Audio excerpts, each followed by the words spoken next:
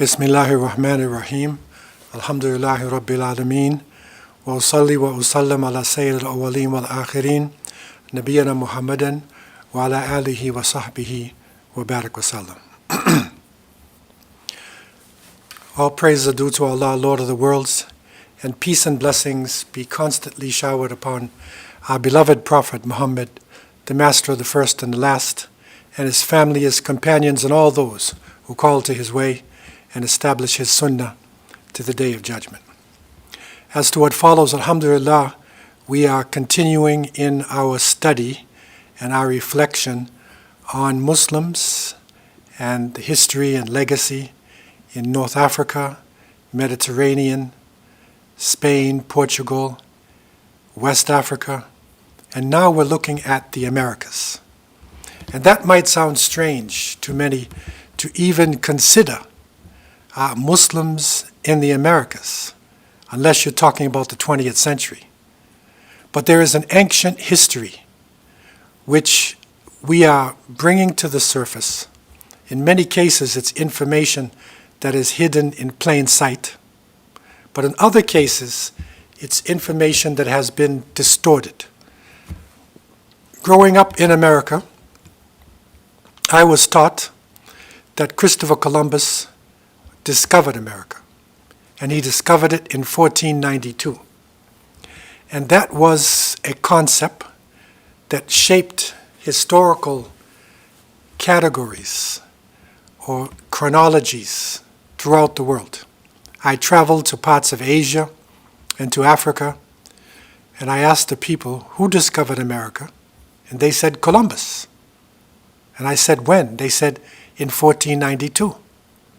But the question that I asked them, which was similar to what I asked my teachers and the thoughts that I had when I was young, is that how can you discover a place when the people are living there already? Let's try to break this down, because this concept is like a type of mind block.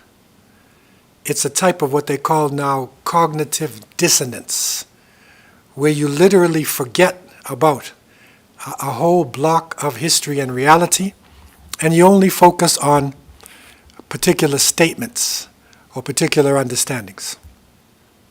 And so Columbus, coming out of Spain, and again, 1492 is a very significant date, because in our study we recognized that 1492 was the year that Abu Abdullah, known as Boabdil, surrendered Granada to Ferdinand and Isabella of the Trinitarian Christians. And so it was in 1492 that the power of Islam on the ground was ended, and a new era began in a sense. So this date is really important, not because of this journey, but because of the shift in power that happened in the Mediterranean region. But still, people in the Americas celebrated, and even though history has been revealed in our times, they still celebrated. And up until 2017, they had built replicas of the Nina and the Pinta. These are the two of the boats of Columbus. Santa Maria was the third. They built the replicas and sailed them from Brazil into the Caribbean, up into the United States on the East Coast, and even up into Canada in the Great Lakes. This is a distortion of reality. The distortion reached a point where Columbus Day became one of the important holidays in America, and there are maybe more Columbuses in the United States than any other name. It's a really important date in the mindset of the people. But what we have been trying to do, and we really need to focus on now, is deconstruction of history. And that is that we are able to look at reality on the ground and the statements given to us, deconstruct the statements, and replace them with the reality. In 1492, indigenous people were celebrating amazing cultures in the Americas. And it is reported that somewhere between 10 to 20,000 years ago was the beginning of the presence of the indigenous people in the Americas. This here that you see is in Peru. It is the Inca civilization, which was a grand civilization long before Columbus and could actually parallel any of the civilizations or rival, you could say, any of the civilizations in the world. And so the Inca civilization, the Mayans in Mexico, Aztecs, the great civilizations in the United States and Canada, throughout South America, over 73 million people living in this region. Pyramids, philosophy, corn itself. If you think of international products, corn that we eat universally came from Mexico. Tomatoes came from this part of the world. Potatoes came from this part of the world. And you can go on and you'll be shocked to find out what has actually been exported from the West or from the Americas to the rest of the world. And so when you look at this pyramid, for instance, which is in Mexico, if you can focus your eyes on the little white dots that are around the bottom of the pyramid, these are actually people. So this pyramid could rival the great pyramids of ancient Egypt. The civilization was an amazing one. And this is what Columbus's son, Ferdinand, who was the first to actually set foot in the Americas. Columbus only stayed on the islands. He left from Spain and he went to the islands in the Bahamas, and he went around the Caribbean but never actually set foot in Central America or in South America. And the reality is that, and if we could deconstruct the statement, Christopher Columbus discovered America in 1492, we should say Columbus was discovered in 1492 because he was lost and he bumped into the Americas on his way to India. He thought he was in India, and so he called the people Indians. They're not Indians. He thought he was on some islands just off the coast of India. He would meet the great Mughal leaders of India. He was totally wrong. But this mistake that he made was placed into history and used as a turning point from one era into another one. One of the most important historical facts that has been translated into almost every language. So deconstruction of information is critical for us to understand Muslim presence in the Americas. How is this even possible? How can you consider Muslims? Muslims are a backward nation. What did Muslims do for the onward flow of civilization but bomb and kill and destroy? Let's try to look at the full picture, and that is what we call our story and not his story. You see it? History, his story. This is not his story. This is our story. And so we have a principle that people who do not know their history will be lost in the present. And that is the reality we are facing. And so in looking at this, and what is called by many people, when you look at history, and this period of time between 400 to 1500 AD, it is called by many, especially European historians, the Dark Ages. So that is the question. Was it the Dark Ages? Did the lights go off after the Roman Empire fell? And then they went back on during the Renaissance or the rebirth in the 15th century? No. It was the golden age of Islam. And so if I can use this term, these dates, of course, are arbitrary, But generally speaking, we could say in terms of science, in terms of civilizational progress, between 1622 to 1492, approximately in that time, it is really a golden age for Muslims. That's totally different than the concept of the Dark Ages, right? And so, what is the basis of this golden age? Now, normally when you think of the spread of Islam to different parts of the world, we think about Tawheed, and that is monotheism. Because the most important element that Muslims were carrying was the belief in one God, pure communication with the creator of the heavens and the earth. And so this unity, this monotheism, was the basis of the message. But there's other parts of Tawheed. It's not only one creator, it's one human family. And so all human beings need to look at each other as cousins. This is another idea altogether. And thirdly, one source of knowledge, that whether it be sacred knowledge or secular knowledge, it all comes from the same source, Allah Azza wa Jal. So that was the basis of what they were carrying. Prophet Muhammad, peace and blessings be upon him, once said, "Seek knowledge from the cradle to the grave." And so Muslims were empowered with their Islam. They were empowered to seek knowledge, to go out, not just conquer, but try to understand the civilizations that they are reaching. Try to go to heights in terms of bringing together vast amounts of information. And it's during this time period, in the 7th century, right, Muslims had something special, and that is open minds. They were not locked down with their language, with their scientists, with their understanding. They had open minds. And so they assembled the knowledge and the writings of the ancient Egyptians, the Indians, Syrians, Persians, Greeks, all the different peoples who they came across.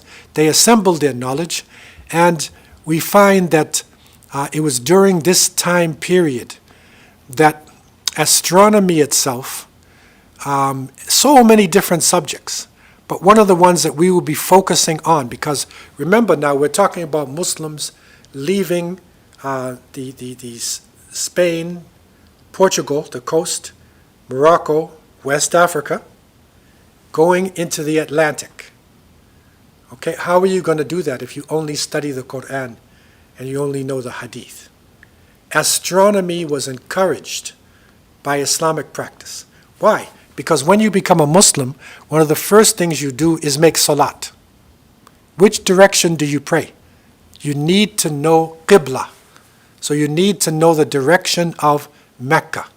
And that requires understanding your relationship with the heavenly bodies, your understanding of the earth, in order to know direction. See, that makes everybody have a type of desire to learn science, and especially to learn astronomy.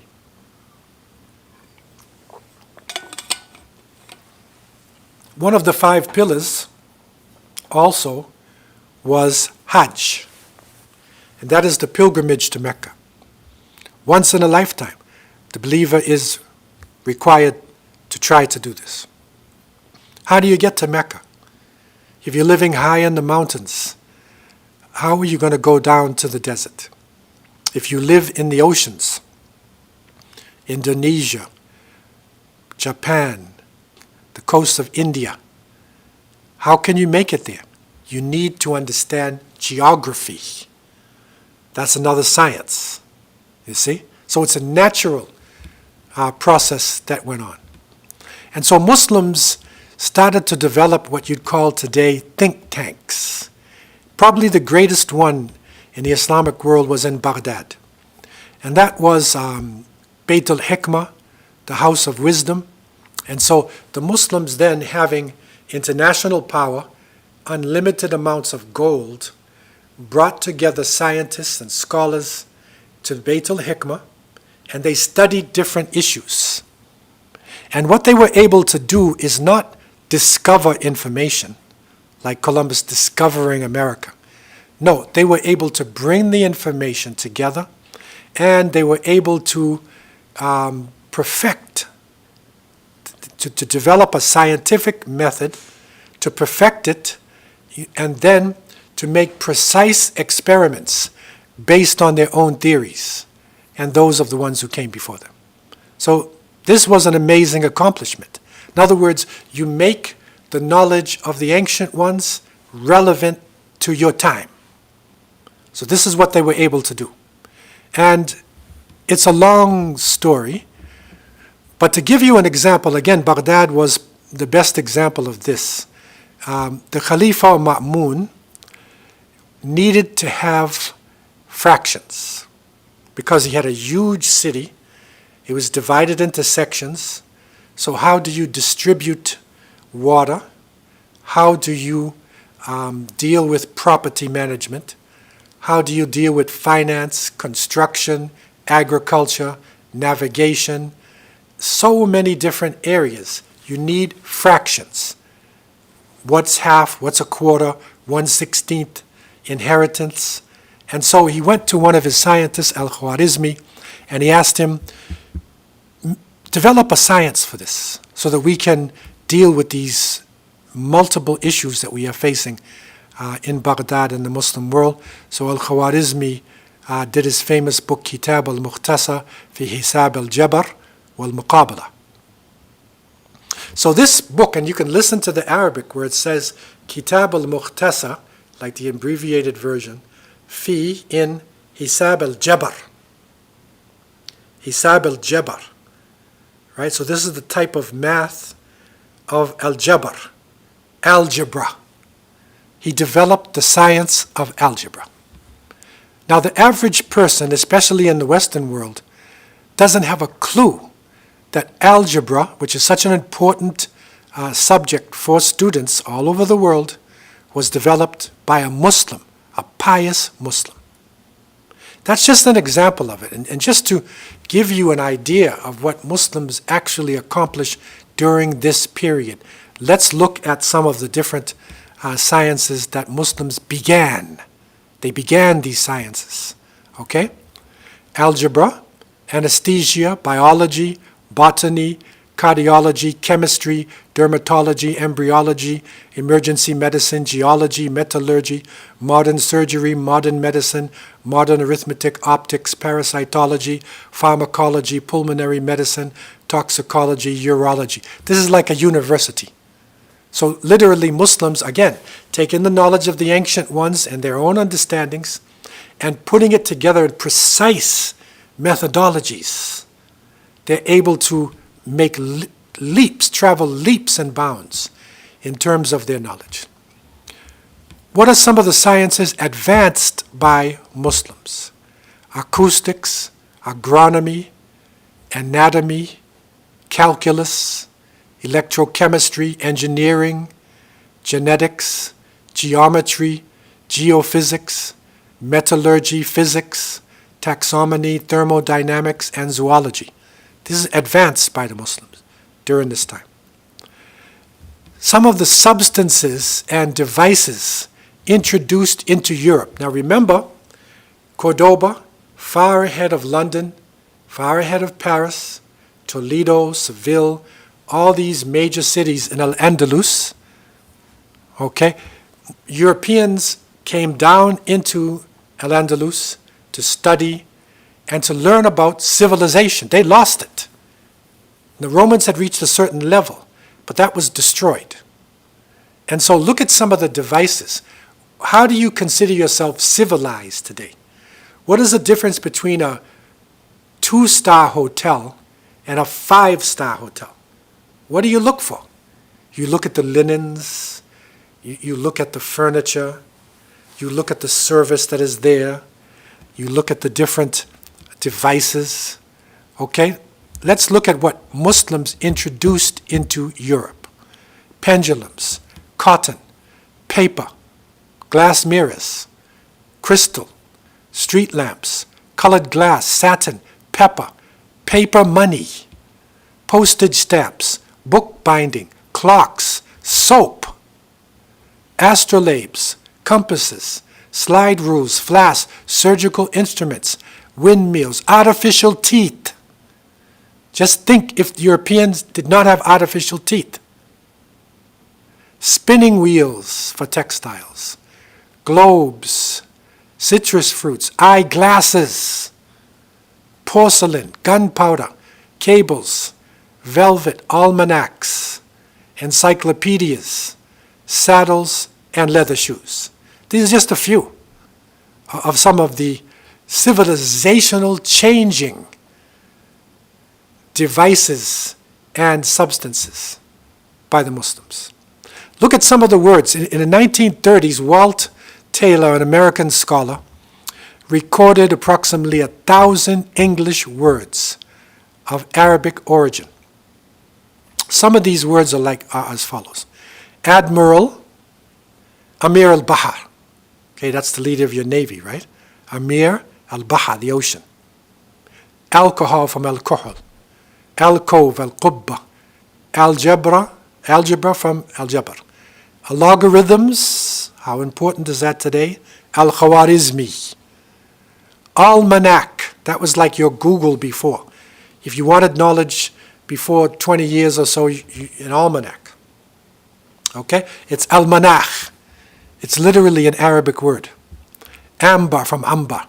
Arsenal from Dar es Sinaa. Assassin. Now that sounds like Muslims, right? Where did assassin come from? Hashashin. Caliber from Qalib. Camphor, Kafur. Check. Your check at the Bank of America. Sec. Chemistry from alchemia. Cotton from qutun. Lemon from lemon. Magazine, Time Magazine, Maclean's Magazine. Makhazin. Mattress is matrah. Monsoons from mosim. Sugar is from sukar. Syrup is from sharab. Typhoon from tufan. And zero is from sifr. This is amazing. That's what you call cognitive dissonance. Literally, understanding is blotted out within our collective memory. This is what we're talking about now. To try to break down, if we want to even enter the discussion of Muslims in the Americas. Okay? And there are a number of works here which are important books. And for instance, Ajram, The Miracle of Science. Okay? There is Al-Jazairi. Al-Jazairi, very important Algerian scholar, and he did The Hidden Debt to Islamic Civilization. Now, if you go to Beit al-Hikmah Press, that's in Oxford, he has two books among many, and the other one is The Golden Age of Decline of Islamic Civilization. Okay, there's Ahmed Nafis, Muslim Contribution to Geography. There is J.D. Burnell, Science and History. Sayyid Nasr, Science and Civilization. Satron, Introductions to the History of Science. And there's Walt Taylor in his book, Arabic Words in English. Okay? Just to give you an idea. And when you look at the Americas before Columbus, then again, what's the concept? Where would Muslims be actually going if they left Spain, if they left Portugal, if they left Morocco, West Africa? Where are they going? What's on the other side? 75 million people. 2,000 separate languages. Right? Migration. Okay, from 10,000 years ago. Okay? That's what's there. And there's theories and understandings that people migrated from the Bering Straits, from Russia, and came into Alaska, into the Americas, right? And that's the northern third of the Americas, okay? Now, we also have, and we'll skip just a little bit here, very important concept, and that is that Tawheed existed before the coming of the Muslims. There was Tawheed already here. And a group of the First Nations people called Mi'kmaq, the Mi'kmaq people, in Canada, when the understanding of the elders was actually revealed, then we found that amongst the Mi'kmaq people, they had a concept called Niskam. And when you read it, it's like the 99 names of Allah. Look at the dress even of the Mi'kmaq people. You have the great Central American civilizations, the Aztecs. You have the Mayans. You have the Olmecs. These are all great civilizations here. Okay? Now, with all these great societies, on the other side, Muslims making great progress, how did it come together? Let's look at some of the first journeys that were taken by Muslims into the Sea of Darkness. How could they do it? How do they know direction? You're going to get lost. One of the great developments that the Muslims made was the development of the magnetic needle that led to the first true compass. The Muslims developed the compass. Astrolabes, quadrants, sectants, all of these are developed by Muslims. This is how the texts look. This is like an Arabic text, but it's a scientific book. It's not just tafsir, okay? And if you look at the travels of some of the great travelers in the world, Muslims like Ibn Battuta, rahimahullah, and if you look at the places that he went to all over the world, when you focus on Africa itself, he came from Tanja, from Tangiers in Morocco, and he went up into Granada. Okay, and if you look at his journey there in West Africa, he crossed the desert. He went down into Mali. It was connected together because, as we had learned before, through the power of the Murabitun, al-Muwahhidun, there was a unity between West Africa, the desert, North Africa, and Al-Andalus. Okay, so that's the connection that we made. But Muslims were all over the place. Now I want to give you an example because historians will first say to you, what is your proof? I want evidence. And today, people especially want written evidence. How can you prove that Muslims coming out of Spain and Portugal, Al-Andalus, went across to the Americas? This is a wild notion. Let's look at some examples. For instance, in 956, Al-Mas'udi, who was one of the great Islamic historians and geographers, his name was Abul Hassan Ali ibn al-Hussein ibn Ali al-Mas'udi. Okay, and he wrote a book, Muruj al-Dhahab wa Ma'adan al-Jawhar, the meadows of gold and the quarries of jewels. Okay, now, in this book, he spoke about the journey of Muslims. Now, according to the text, and I want to read a translation of one passage for you, this journey was people who made contact. He spoke about a person whose name was Khashkhas ibn Sa'id ibn Aswad. Okay, so another interesting point, he was the grandson of a black man as well. And he crossed into the Atlantic, and he made contact with people on the other side, and he returned in the year 889 AD or CE. 889 is when he returned. Al-Mas'udi wrote the book 956. Now, this is what Mas'udi brings to us. We have the information in Arabic and French. Here's an English translation. He writes, "Some people feel that this ocean, meaning the Atlantic, is the source of all oceans, and in it there have been many strange happenings. We have reported some of them in our book Akhbar al-Zaman. Adventurers have penetrated it at the risk of their lives, some returning safely, others perishing in the attempt." See, so he's talking about adventurers going into the Atlantic. We had the technology. Lisbon was part of the Khilafat. That's Portugal, right on the coast. One such man was an inhabitant of Andalusia named Khashkhas. He was a young man of Cordoba who gathered a group of young men and went on a voyage on this ocean. After a long time, he returned with a fabulous booty. Every Spaniard or Andalusian knows his story. This is amazing. So he goes into the Atlantic, and he comes back with ghanima. He's got treasures. Everybody in Al-Andalus knows about this. This is like breaking news within the society. Khashkhas reached America, the Americas, or he reached somewhere out there. Another important point, there's a number of sources, but another one, 999, this is Abu Bakr ibn Umar al-Qutiyya. Okay? And he relates the story of Ibn Farrukh, who landed in February 999 in Gando, or the Great Canary. He visited King Guaniriga, continued his journey westward. He went Canary Islands in the Atlantic. He went west till he found islands he called Capraria and Plutana. In May of that year, he arrived back in Spain. Okay? Written discussions and proof.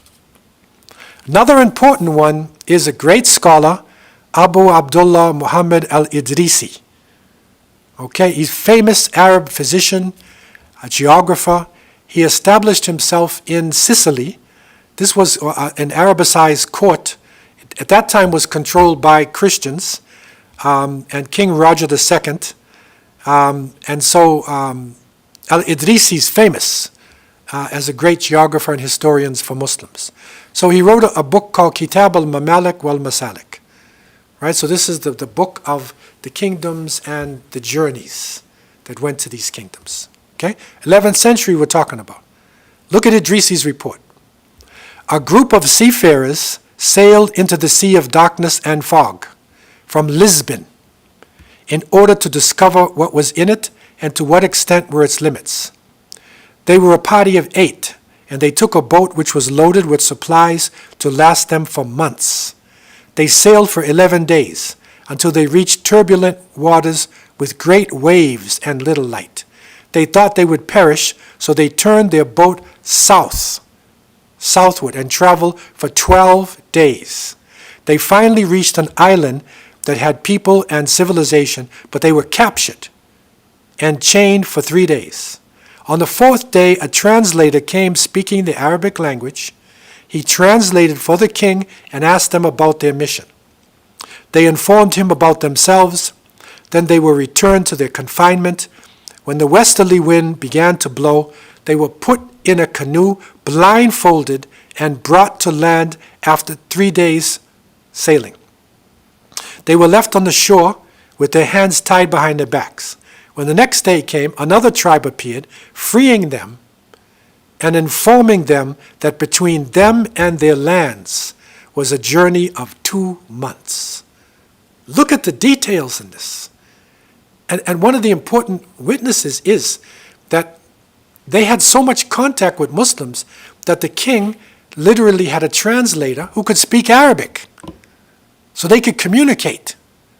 So there was trade, there was a brisk movement that was going long before Columbus now. This is the 11th century. So this is some of the written proofs that we have there. Then they would say, okay, what about your maps? You don't have maps. How is that possible?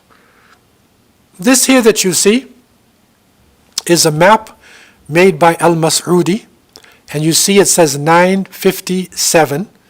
He did this map, and it's pointing to a body or a bit of land, a continent, and he called it Ard Majhula, unknown territory. Now let me shift around the map. And if you look at the map closely, you will see Africa is here. You can see Arabia. And then if you go around, let's go around. There's Indonesia. There's India, see? Go way around the top. There's Scandinavia. And if you go down, you can see Andalusia. You can see Italy. Okay, you can see Turkey, Anatolia. Now, Africa is here, and the map is pointing toward Ard Majhula, a huge continent. These are the Americas. This is back in 957, showing that Muslims were actually mapping this. But some people would argue and they say, well, I want more. I want more. Now, there's a great map maker, Piri Muhyiddin Rais, and he did a handbook on navigation. And it is reported that in 1517, that Piri Rais presented a map, set of these maps, to Sultan Selim I, the Sultan of the Ottoman Empire. And it's an amazing set of maps. He's gathering maps from all different sources. And Ottomans had, they were all over the oceans, and they had power, and they were into knowledge. Okay, so they were able to bring that knowledge together. So, 1517, there's a map. Now, you know what's important about this? This part of the map, which we have today in Istanbul, this is showing South American coastline. Now, if you follow the arrow as I go down the coastline, right, Guyana would be just north here for the Guyanese people who are watching. Go down Brazil, go down the coastline, look at how it goes. Look at the exact coastline of the Amazon, of Brazil. This is 1517. If Columbus discovered America in 1492, this is 25 years later. How do you get details like this? And when they check the latitude and the longitude on this, it's almost exact. This is hard evidence. And this is where geographers, historians start backing up. They start backing up because you're bringing them hard evidence. But let's take it a step further. What type of boats? How can you get across this ocean? How can you make it? Atlantic is a difficult ocean, not like Mediterranean. On the ocean, there is what is called the equatorial currents. Now, on the map, you see the currents take you right across. It's like a magnetic power in the ocean. You don't need sails. And so you can see the current takes you right from there. Here you are in Al-Andalus, okay, or West Africa. You get on the current. It can take you right across there. Another one takes you right down there, takes you into Brazil, takes you into the Caribbean, Barbados and the Caribbean. Okay, that's another proof. That's not enough. Many people say, I need a European. Because you third world people, I don't believe you. A Norwegian scientist, Thor Heyerdahl, this is in the 60s, he had African people build a boat made of papyrus to show African indigenous materials. And he took the Ra II across, and he left from Safi in Morocco. He traveled across, and he landed in Barbados. So he proved that African people, that Muslims, could have crossed the Atlantic. So many solid proofs of this presence. Now, what we have to remember now, I want to take you back. The connection between North Africa, Al-Andalus, remember your map where Islam spread, it went right down. The Murabitun took the message down.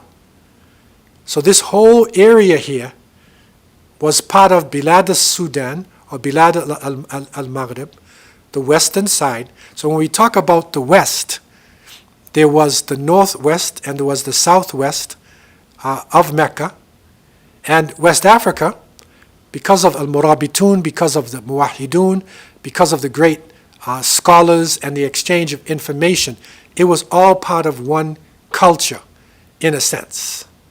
Okay, so we look at it all together. So when we talk about al-Maghrib here, we're also talking about West Africa because the same knowledge was being used. Look at the trade routes. From going north, Tripoli takes you down to Kanem, Bornu, and Lake Chad. Right, Qayrawan would take you to Tahrit, down into Tadmekka and Gao. Okay, and in Fez, it's Morocco, takes you to Sijil Masa, Audagast, and Kumbisali, West Africa. And the people who were embracing Islam in large numbers at first, this is the Niger River in West Africa, were the Mandinka people, or the Mande people.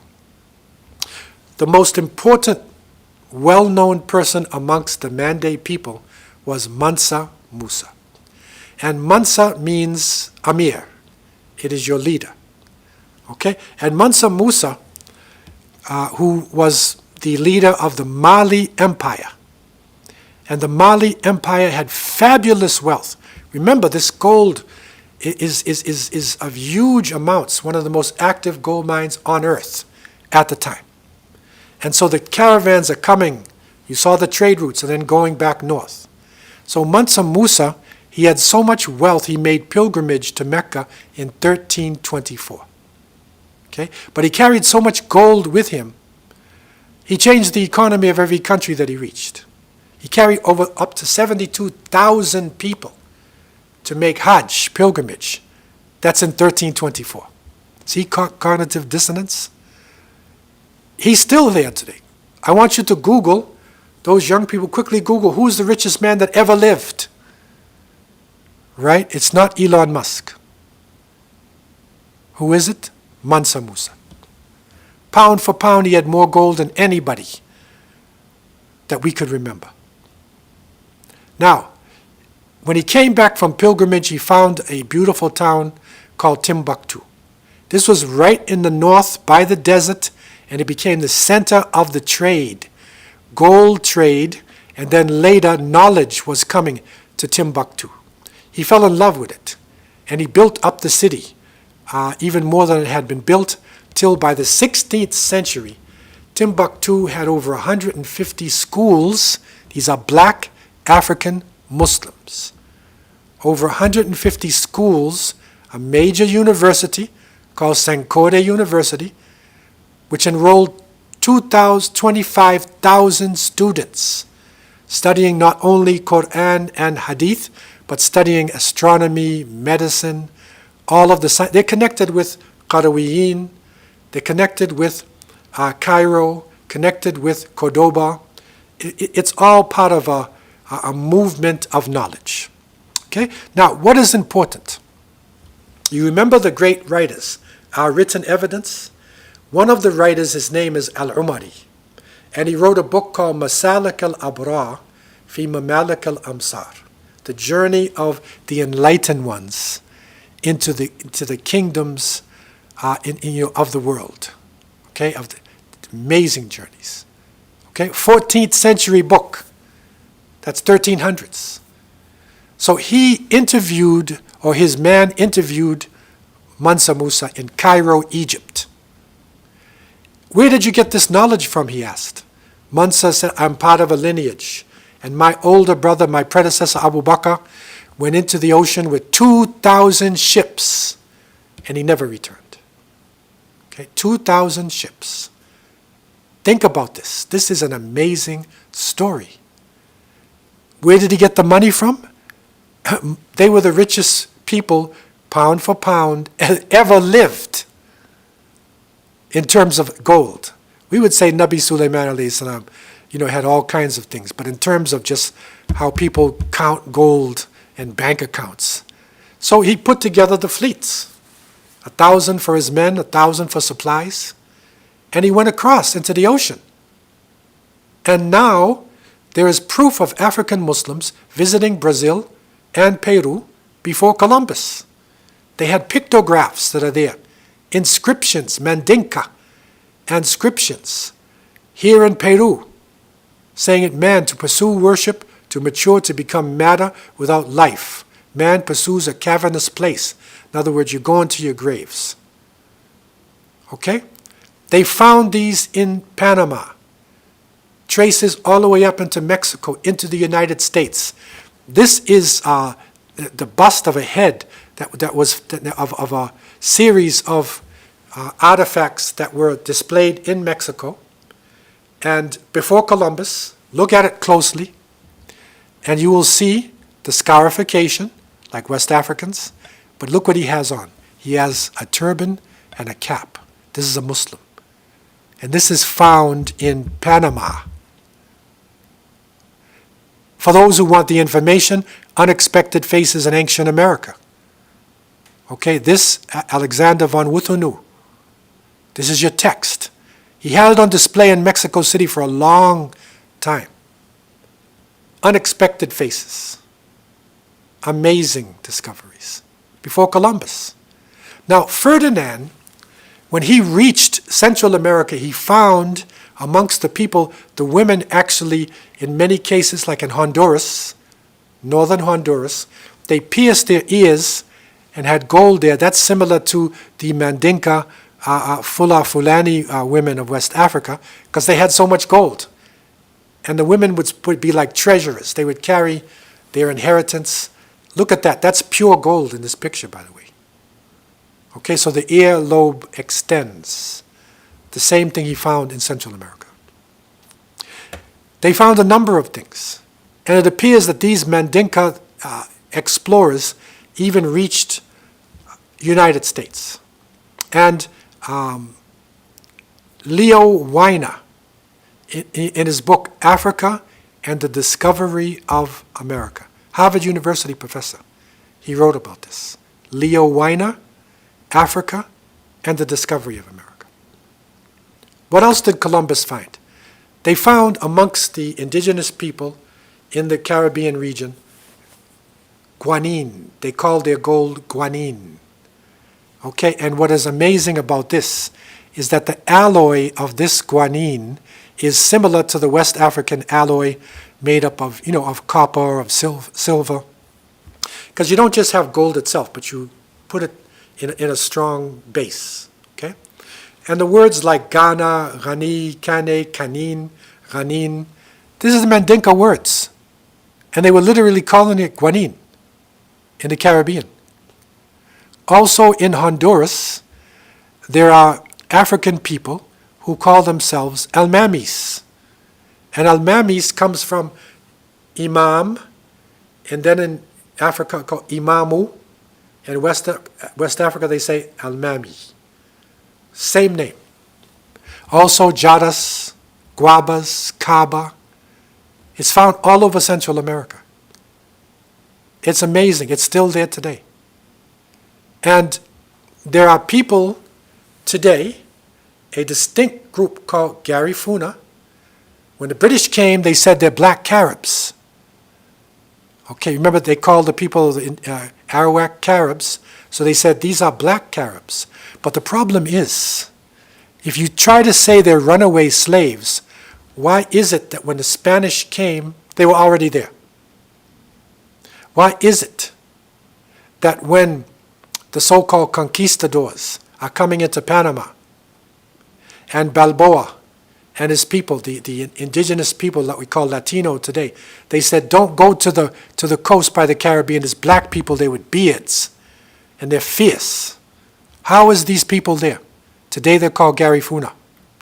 The Garifuna are found all over this region now. They believe in one God for the most part. They don't eat pork. Strong family traditions. Even some of them cherish a crescent type of thing. And now, alhamdulillah, many of the Garifuna people are actually embracing Islam. And they're coming into the faith. And so, this is an amazing presence that we see of the Muslims before Columbus. Coming out of Al-Andalus, we have written proof. Coming out of North Africa, we have the journey of the seafarers Al-Adrisi spoke about. Coming out of West Africa, Al-Umari, talking about Mansa Abu Bakr, 2,000 ships going into the Atlantic, never coming back. Traces of these people in South America, Central America, up until today. Traces are still left. This is hard evidence, but this is the Holy Grail. You say Columbus did not discover America for a long time. They would not accept you. They would kick you out. One of the great researchers named Ivan van Sertima. He's from Guyana. And I had the opportunity to meet him. and to discuss with him. And he encouraged me to go forward in this knowledge, especially because I could read Arabic, which he could not. But he was really the leader of those who broke that veil of ignorance of what happened in the Americas. He wrote a book called They Came Before Columbus. And when he wrote this book, he was talking about Nubians also in ancient times, Olmecs. When he wrote that book, he's a tenured professor in Rutgers University. The next week, he was visited by government officials, and they said, "You and your wife are deported from the United States. You're deported." Fortunately, they had adopted an American child, and they could stay. Why are they deporting him? He's cracking the false image.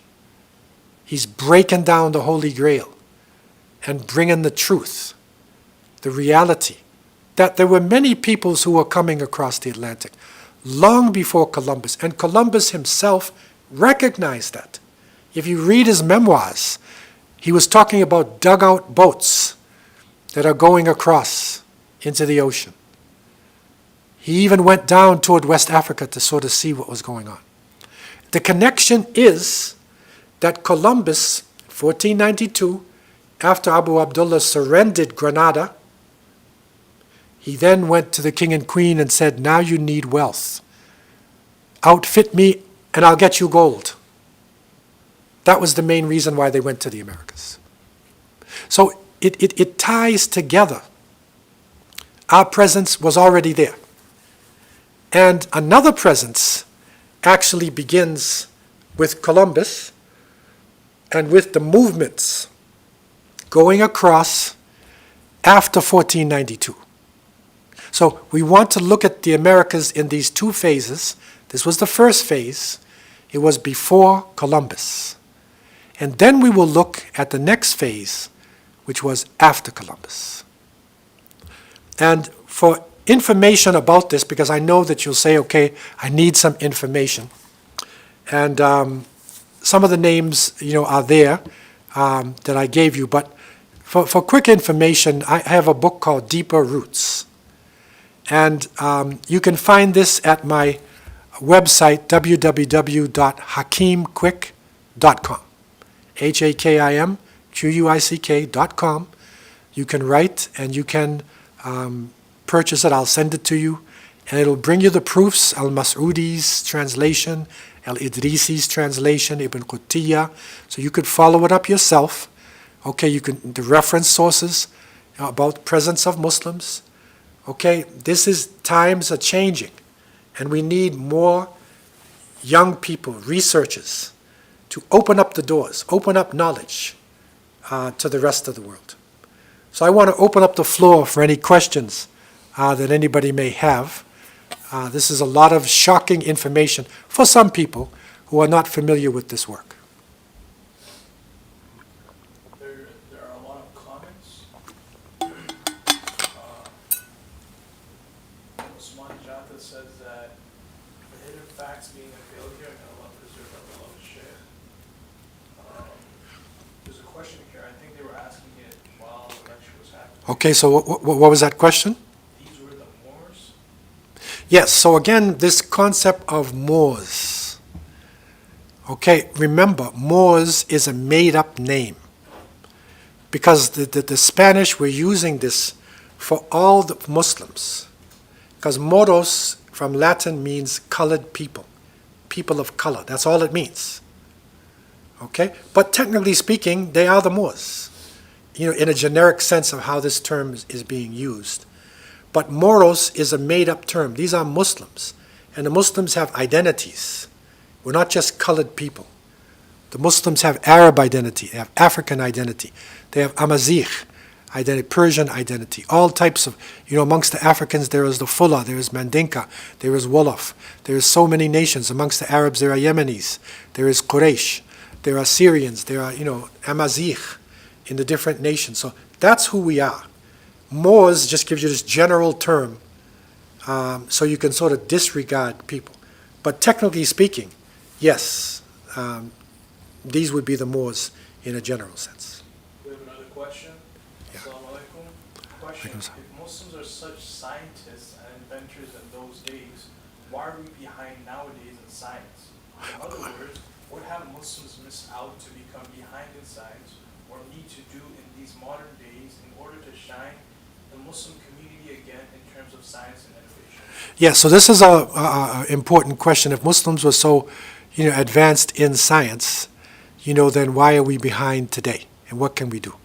Remember Ibn Khaldun's, concept.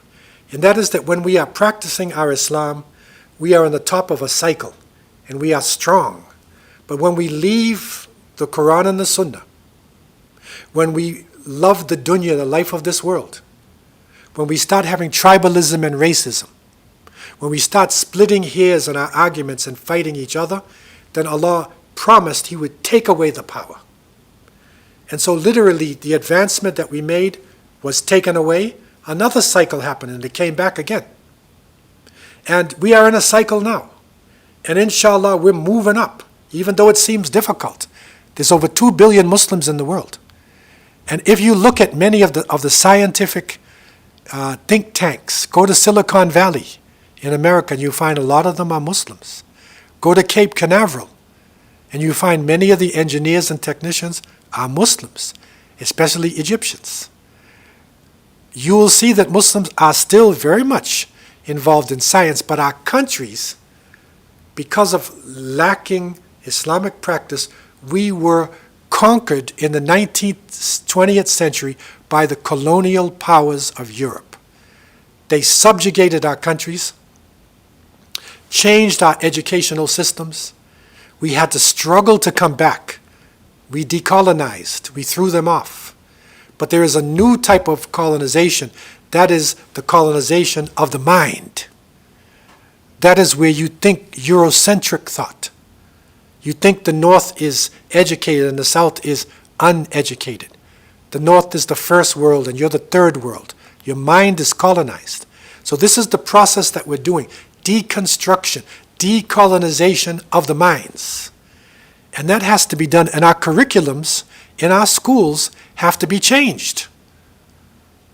Don't say in Arabic that Christopher Columbus discovered America in 1492. Some people wrote this. اكتشف Columbus أمريكا في عام 1492. You can say it in Arabic. But it's the same thing. So the deconstructing change. Columbus was discovered in 1492. He was lost. And he bumped into America on his way to the Indians.